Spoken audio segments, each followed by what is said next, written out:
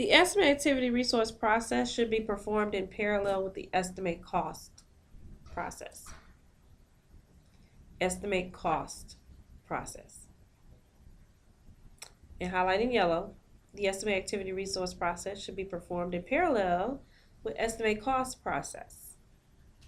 This is done because using more expensive resources usually decreases time. So there can be a time and cost trade-off. And I call this concept ECO, estimate cost, ECO, in the ear, EAR. They're done in parallel. And it makes sense because if you have a novice painter versus an experienced painter, then the experienced painter can get the work done quicker and better, whereas the novice painter may take a lot of rework. Okay, so you have a time and cost trade-off. Also, you have the hammer and nail syndrome.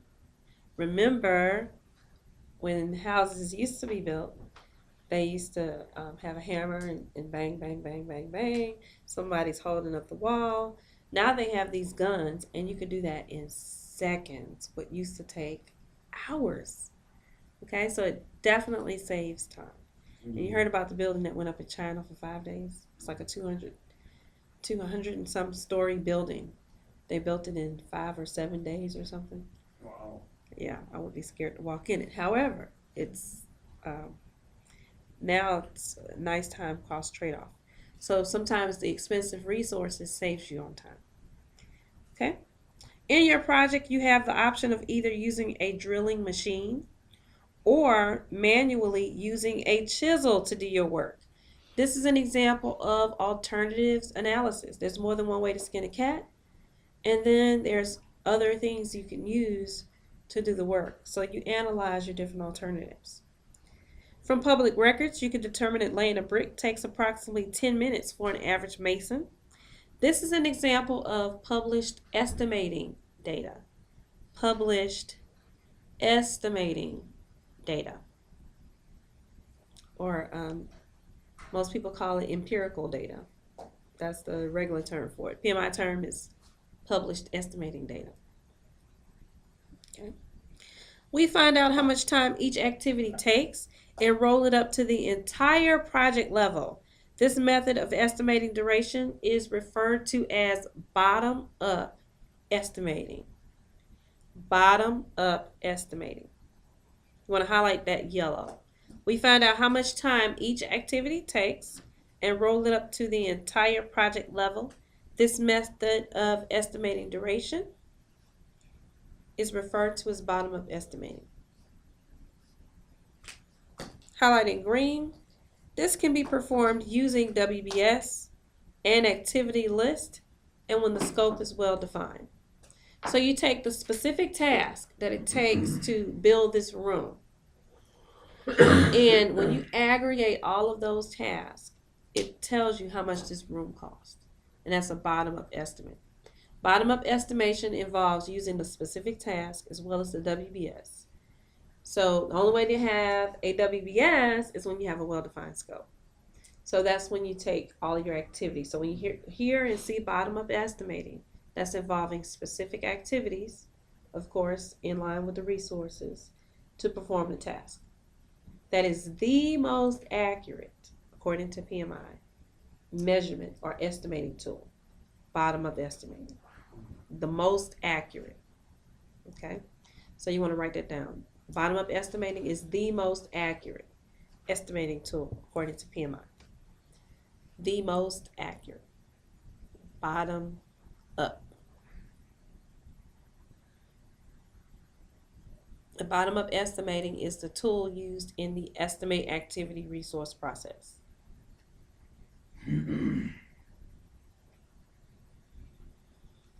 Okay, so on our handy dandy charts, what is the name of our process? You guys are writing this kind of fast too, which is good.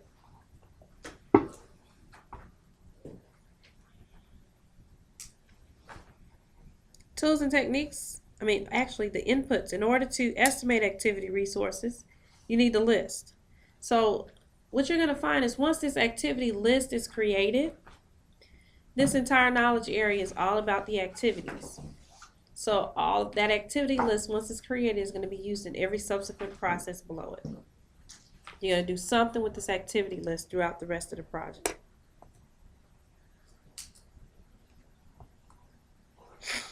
Tools and techniques used here is bottom-up estimating.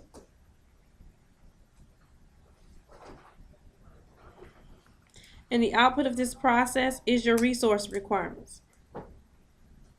What exactly are they requiring? What resources are required to perform this activity? That's your main output for this process. Okay? Notice here you also have what we call a resource breakdown structure. It's another breakdown structure. So breakdown structures are hierarchical type charts. So you'll have all the equipment, all the materials, and everything that you're using to perform the activities on the project on a breakdown structure so everybody can see it. So is that fitted into the WBS or the activities list where you match up? No, it's a separate BS. So basically you're gonna have two separate, well, like three separate documents. You have WBS, you have activities list and all the requirements for that. And then you're gonna have a resource list. But when do you merge those into one? Because you have to match resources to activities, yes? Yes. Yeah, so. And that's the output of this process. Okay. That's the output of performing the estimate activity resource process. Your resource breakdown structure. Okay. But you don't merge the breakdown structures, if that's what you're Okay. wondering. Yes. Okay. So remember your WBS has already been approved. It's baseline, so that doesn't change. Mm-hmm. Yeah. Okay. You don't have to get a resource breakdown structure baseline. No. Okay. Did that answer your question? Yeah. Okay. I think I got it.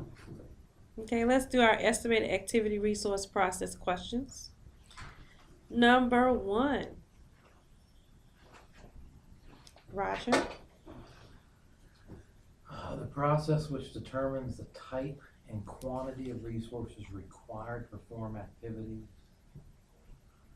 Estimate activity resource process. Yes. Number 2.